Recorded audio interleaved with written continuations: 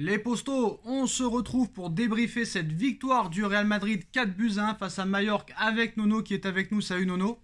Salut Sacha. Alors Nono, comme à son habitude, depuis le retour de Carlo Ancelotti au Real Madrid, le Real Madrid encore une fois mené et encore une fois le Real Madrid revient au score pour gagner très facilement cette rencontre. Buteur Rodrigo, Vinicius Junior, Valverde, Antonio Rudiger, même sans Karim Benzema, le Real Madrid arrive à faire le travail et je pense qu'avec le Barça, le Bayern et Manchester City, on tient là les 4 gros favoris pour cette Ligue des Champions et je suis très impatient, je sais que tu vas en parler dans quelques minutes, je suis très impatient de voir cette semaine qui arrive le match, le choc de ces deuxièmes journées de Ligue des Champions, Bayern de Munich, FC Barcelone. Eh ben Sacha, je vais te dire en 2 mots. Un Real de Madrid fidèle à lui-même, bon qui a un peu ramé, mais sauvé par 3 buts somptueux. Le but de Valverde, course de 70 mètres, boulet de canon, lucarne, magnifique. Vinicius qui progresse de plus en plus. Et puis le petit Rodrigo qui nous marque un but splendide aussi. Bon ben voilà, un Real fidèle à son image. Même sans Karim Benzema qui est le meilleur joueur de cette équipe, qui va être le Ballon d'Or dans moins d'un mois maintenant, cette équipe arrive à s'en sortir. Il a fait du turnover, Camavinga sur le banc, Tchouaméni sur le banc. Je crois que même Modric était sur le banc si je me trompe pas. J'ai pas peur de dire des bêtises, mais je pense que Modric était sur le banc. Voilà, c'était Ceballos qui a pris sa place. Un milieu Valverde, Toni Kroos, Ceballos. Même quand lui fait tourner, tu vois que ça déroule, tu vois que ça marque des buts. Et cette équipe en deuxième mi-temps est l'une des plus dangereuses, voire la plus dangereuse du monde. Eh ben oui, la différence de notre équipe à nous, en deuxième mi-temps, comme je te dis, une première mi-temps où ils ont ramé et une deuxième mi-temps où ils font la différence. Moi, je suis pas d'accord. Donc, vas-y, non, vas-y, finis ton point de vue. Pardon ? Finis ton point de vue. Et donc, ils font la différence en deuxième mi-temps. Un mental, et c'est une équipe qui a un mental d'acier, qui pense qu'il n'a jamais perdu. Impressionnant ce Real de Madrid. Il faudra encore compter avec eux cette année, je pense. Moi, je trouve que la première mi-temps, elle a été bonne du Real. Ils ont assez dominé, ils n'ont pas eu de chance. Et après, ils se sont fait prendre en coup de pied arrêté par Majorque. Ils ont su réagir, mais tu as vu qu'à un partout, l'attaquant de Majorque, la Sanchez, rate une balle de 2-1. Et là, c'est le tournant du match en deuxième mi-temps. Ah, là, je suis d'accord. Là, Majorque loupe vraiment la balle de 2-1. Là, on est d'accord là-dessus. Mais tu reconnaîtras avec moi, cette équipe n'est jamais battue, dangereuse jusqu'au bout. Voilà, la spécialité du Real Madrid. Tu marques à la 48e, tu fais la différence en fin de deuxième mi-temps. Voilà, équipe très très dangereuse. Alors moi j'ai trouvé aussi assez impressionnant Rodrigo qui est pour moi l'homme du match avec un but et passe décisif. Alors que Majorque jouait en bloc bas, ça a été le seul un petit peu à trouver les espaces et surtout en première mi-temps. Et quand son équipe faisait face à ce bloc bas de Majorque, lui il arrivait avec de nombreuses combinaisons très clairement à passer cette défense de Majorque et jouer avec son compatriote Vinicius. Cette paire brésilienne est tout à fait impressionnante et très clairement sans avoir recruté presque aucun joueur. Quand tu vois que la défense centrale cet après-midi du Real Madrid, Nono, c'est Alaba et Rudiger qui ont été achetés pour la maudite somme de 0 €, Nono, c'est là que tu vois quand même la classe.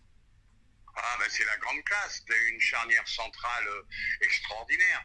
Voilà, moi j'ai toujours aimé Alaba en plus, donc ça me conforte dans mon choix. Bon, puis je vais te dire, le Vinicius qui continue à progresser. Les journalistes français qui pensaient que Mbappé était seul au monde pour les prochains ballons d'or, faudra faire attention à Vinicius Junior et à Haaland. Et aussi à Rodrigo. Rodrigo joue un peu moins, donc je sais pas jusqu'où ça peut aller. Rodrigo joue un peu moins. Effectivement, il a un talent fou. Rodrigo joue un peu moins, il joue presque tous les matchs là depuis le début de saison. Même avec Benzema ? Ah oui, parce que c'est Hazard qui a joué ce soir et Hazard est sur le banc. Alors j'ai dit une grosse bêtise, désolé. Non, pas une grosse bêtise, mais c'est vrai que des fois il est sur le banc quand même. Des fois il est sur le banc, mais il joue beaucoup plus que l'année dernière. Voilà. Mais quand tu vois le banc. Dire, pour Mbappé, une grosse concurrence en vue. Même Neymar, Neymar s'il continue comme ça, attention, il y a la Coupe du Monde, il y a la Ligue des Champions, si Neymar continue sur cette lancée-là des 9 premiers matchs, attention, Neymar aussi peut être un candidat sérieux au Ballon d'Or. Et je suis d'accord avec toi, pourquoi pas. Mais quand tu vois le banc du Real, le banc du Barça hier, par exemple le banc du Real, Carvajal, Nacho, Modric, Asensio, Camavinga, Tchouaméni. Quand tu vois le banc du Barça, Nono, tu voulais parler du Barça, tiens, qui a gagné 4-0 facilement. Je voulais juste finir là, ce que tu as dit sur le Real. Et ben c'est là que tu vois qu'on est en dessous cette année encore. On sera en dessous. Ce banc du Real est somptueux. Et le banc du Barça aussi est somptueux. Alors je ne sais pas si le Real va encore gagner avec des champions. On sait que ça pourrait être la 15e pour eux cette saison. Pour l'instant, le PSG quand même a montré un bon visage les 8-7 premiers matchs. Il faut que le PSG fasse attention. Il n'y a pas de banc très clairement pour l'instant, où on ne sait pas si le banc est au niveau. Vu que le banc, on ne l'a pas réellement vu en tant que titulaire. Pour l'instant, aucune recrue à part Vitinha n'a joué titulaire, à part une fois Renato Sanchez. Mais bon, voilà, c'est pas le sujet de la vidéo. Tu voulais aussi parler de la victoire du FC Barcelone, qui a fait aussi beaucoup tourner hier, et malgré le turnover, le Barça l'a emporté facilement 4-0 face à Cadix. Et là, Nono, on est très impatient de voir ce choc la semaine prochaine, enfin cette semaine qui arrive là, Bayern de Munich, FC Barcelone, qu'on pourrait retrouver en demi ou en finale, cette affiche. Ah, mais là, c'est le match à ne pas louper. À ne pas louper. Deux équipes qui attaquent, deux entraîneurs offensifs. Donc, vraiment, match à regarder et de toute urgence. Voilà. Et puis, je vais revenir sur le football espagnol. Les deux géants espagnols vont être dangereux cette année. Alors, toi, tu voulais parler aussi du turnover de Xavi. Moi, je pense que Galtier a tout à prouver. Hein. Galtier va devoir montrer qu'il est au niveau d'entraîner une telle équipe que le Paris Saint-Germain. Parce que quand tu vois les entraîneurs qu'ont le Bayern, qu'ont le Manchester City, qu'ont le Real et qu'ont le Barça, je pense quand même que c'est une gamme au-dessus pour le moment. Mais on va laisser travailler quand même Christophe Galtier sur une saison. Oui, on va pas être non plus trop sévère. Bon, il y a eu un premier match où on a été mécontent, et du jeu et du coaching, donc on va pas être trop sévère, attendons la suite. Mais c'est vrai que la façon dont Xavi a remonté le Barça, impressionnant. En plus, au début, il n'avait pas tous les joueurs qu'il avait à disposition. Mais là, ça va être intéressant de voir le match contre le Bayern. Parce que Lewandowski va revenir dans son ancienne équipe. Ça va être impressionnant de voir ce qu'il peut faire contre eux.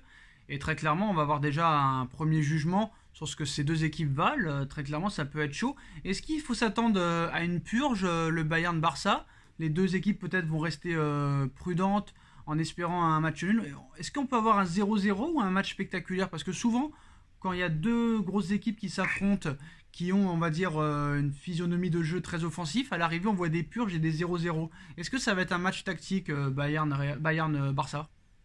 Moi, je pense que ça va ressembler, je ne sais pas si tu te rappelles, au Real Manchester City. Je ne me rappelle plus très bien le score, 4-3 ou 5-4, je ne sais plus. Je pense que ça va être un score fleuve, là. Là, il va y avoir des buts dans ce match. Hein. Et ben voilà, les postos, en tout cas, il faudra compter avec le Real et le Barça, ainsi que City et le Bayern de Munich, qui seront pour l'instant les 4 meilleures équipes d'Europe. Hein. Le PSG, je pense, est dans les 8 aussi, mais il va falloir qu'il se rapproche peut-être au fil de la saison. Mais je pense que là, le mercato d'hiver va être charnière pour le Paris Saint-Germain. Et s'ils ne pensent pas à recruter, ça risque d'être problématique. Et ça va être très dur de pouvoir rivaliser avec ces équipes-là. Mais bon, on va faire confiance en nos équipes, en nos dirigeants, en notre entraîneur.